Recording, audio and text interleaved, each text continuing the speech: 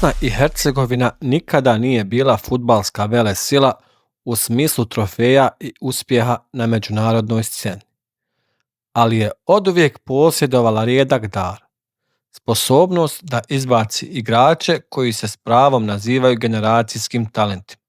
Danas cijela nacija izgovara jedno ime: Kerim Alajbegović.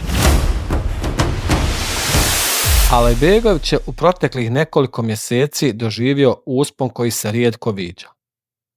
Iako je rođen i fudbalski školovan u Njemačkoj, za mladog krilnog napadača dilema nikada nije postojala.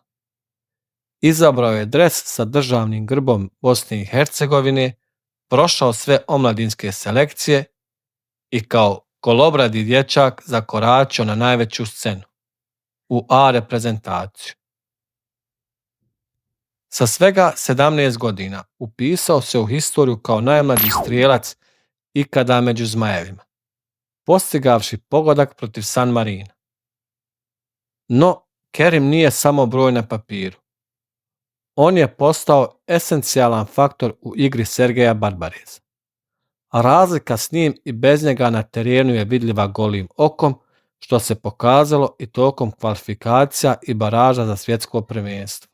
Protiv Kipra je pokazao zrelost veterana, dominirao je. Protiv Rumuna unio je prijeko potrebnu živost, donio je energiju. Protiv Velsa je definitivno lansiran među zvijezde. S njim na terenu Zmajevi su doživjeli renesansu. Upravo je meč protiv Velšana bio njegova lična karta.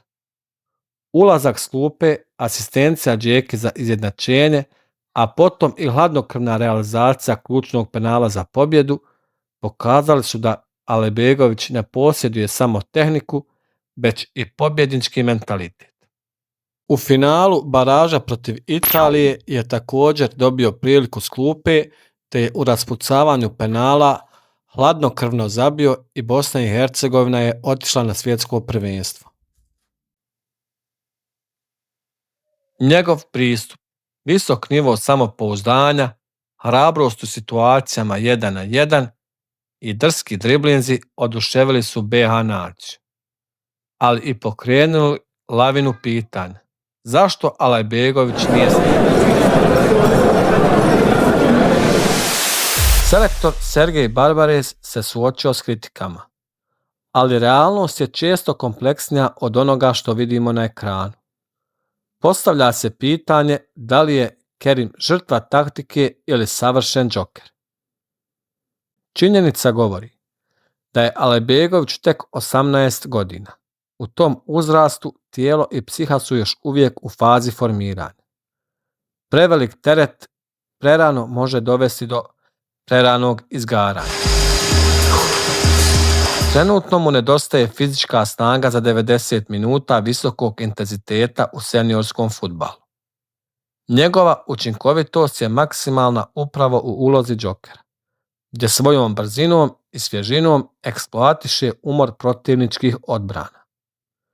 Iako ni jedan igrač ne voli klupu, čini se da Barbarez povlači pedagoški ispravne poteze, dozirajući minutažu Alajbegoviću kako bi ga zaštitio i postepeno brusio.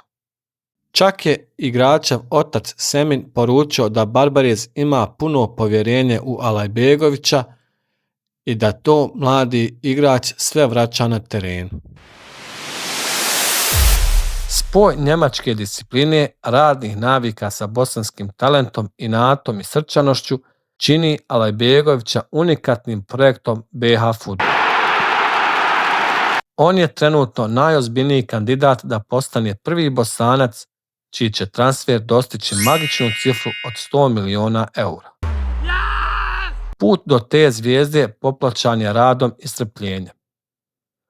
Talenat je tu, ali šta je sa budućnosti?